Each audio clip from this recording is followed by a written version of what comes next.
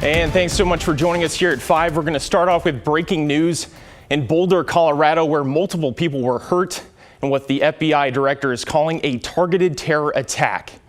Now, it happened this afternoon during a weekly walk that's meant to raise awareness of Israeli hostages in Gaza. An organizer of Run for Their Lives said as the group was arriving at their meeting location, a man was waiting with bottles. Now, he threw them at the group, burning 5 people. The suspect has been detained. The FBI is investigating. The victims were taken to the hospital, but no word on their condition. Now, the president of the Jewish Federation of Greater Portland released a statement on the attack, saying the group remains unwavering in our commitment to confront violence and hatred toward the Jewish community.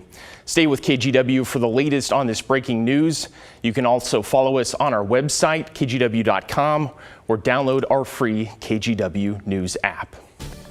All right, taking a live look outside as we transition to weather now. Beautiful blue skies have greeted us on the first day of June.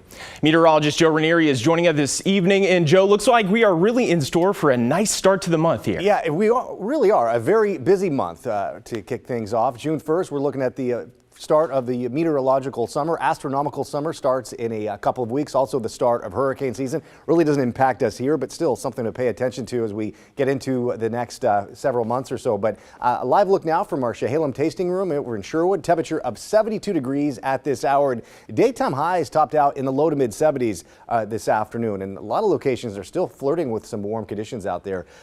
Case in point, Sherwood, you're seeing temperatures close to 80 degrees. A little bit cooler on the east side near Clackamas County, Happy Valley. You're seeing a temperature of 66 degrees at this hour, and a little bit cooler along the Oregon coast, but still along the beaches. You're looking at clear skies, and we're going to be seeing clear skies tomorrow morning, tomorrow afternoon, and really the next several days. Tomorrow morning, we'll kick things off with temperatures in the low 50s. By lunchtime, 70 degrees, on our way to a high of 78 degrees. The sunset tomorrow is at 8:53. And as we look at the futurecast, that ridge of high pressure is going to be in place over the next couple of days, giving away for clear skies tonight.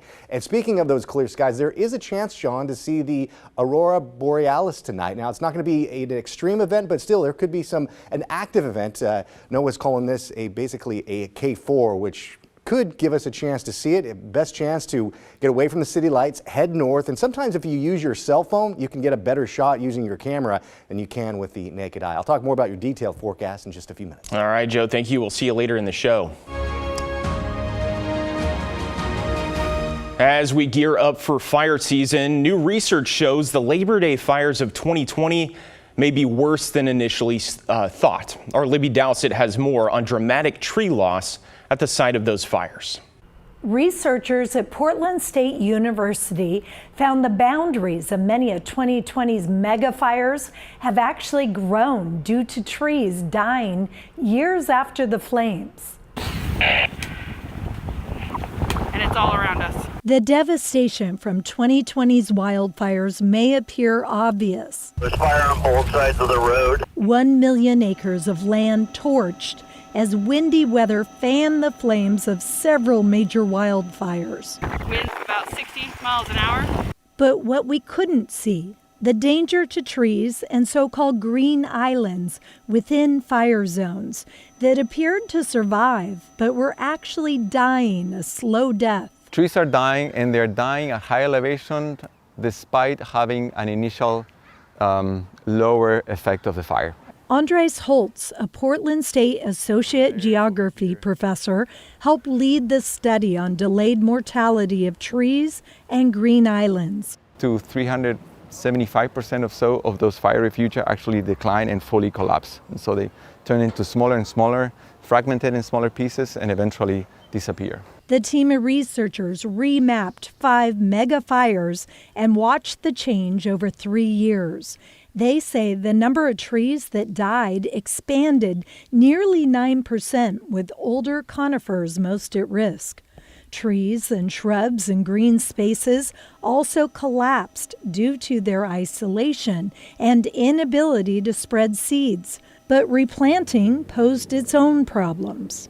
The replanting or restorations creates overabundance of saplings or small trees. And we are concerned that that is too much fuel for now a new fire. Holtz said a hands-off approach in burn zones would allow a more natural process for the early stage of forest development.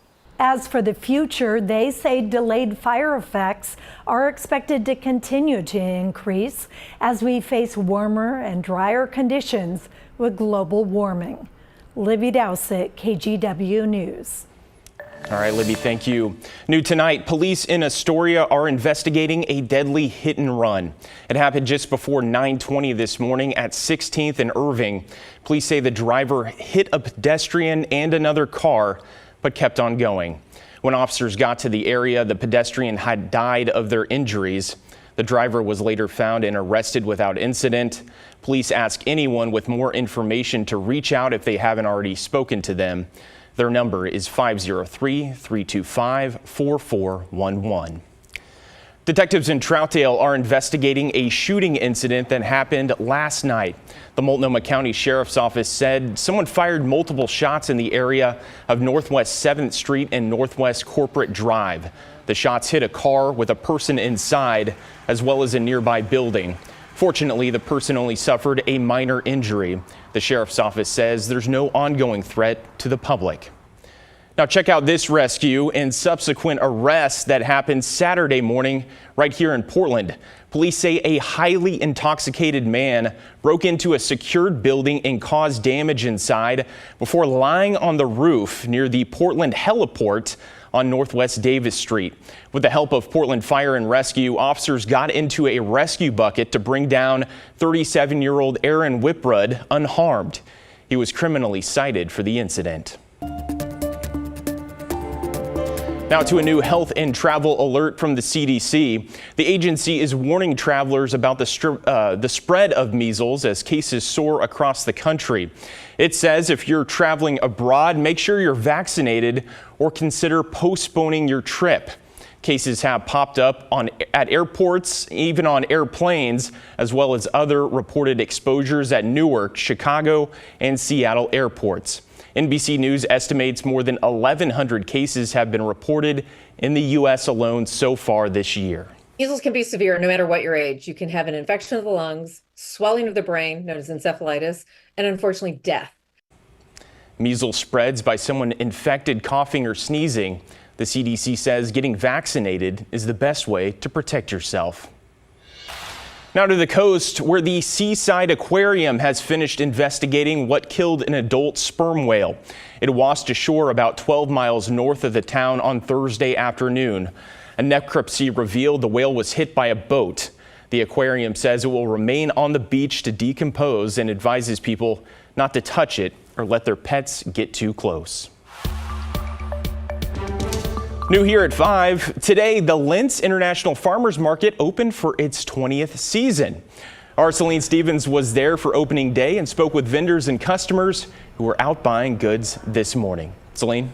John, I did. There was a decent amount of people out there for opening day, and people had the opportunity to buy fresh produce, meat, drinks, hot food, and more. Although people were happy to be out supporting the local community, one thing has changed since last year for some vendors, and it's the prices due to tariffs.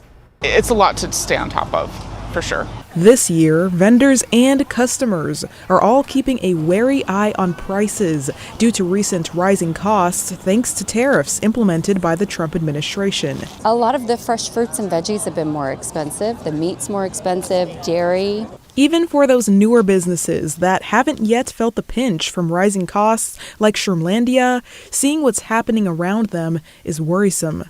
I mean, it's definitely concerning. Seeing everything rise around us, especially, cost of goods. Despite this, it didn't stop people from going out to the Lintz International Farmers Market, which opened for its 20th anniversary Sunday. We usually come every week for years, ever since we've lived here. So we're excited to check it out for the day. It also didn't stop the vendors, some of which were returning for the season and some that were selling here for the first time. It's our first market ever, so we weren't really sure what to expect, but so far it's been awesome. Everyone's super friendly, and we've been getting a lot of attention, especially on our chili oil. Really excited to be here again for the next season. We sell over 30 cuts of pork. So we have sausage, we have chops, we have smoked items. Rachel runs Wattle Woods Farm with her husband. there, boneless chops. She says prices for meat have gone up a bit. The processing costs went up 50 cents per pound for smoked items for us and 10 cents a pound for just items in general. I had to increase our bacon by $1 a pound. It's a similar story for Winnie Kong. And there you go. She runs Juniper Java. Beans for sure, and for a lot of my syrups, I do I use like fresh items, so like fruit, like strawberries, for example. You know, things like that are just overall going to get more expensive. I do try to make it kind of, you know, not that much higher, but you know, overall, if everything else kind of is, unfortunately, I do have to do it. Still, the customers just keep coming. It's worth it to me to support these kind of businesses, and you know, if it costs $1 or so more, no big deal to me. It's expensive at the grocery store, and so I feel like if you're paying just a little bit more at the farmer's market and getting it fresh and supporting local businesses and people, it's worth it.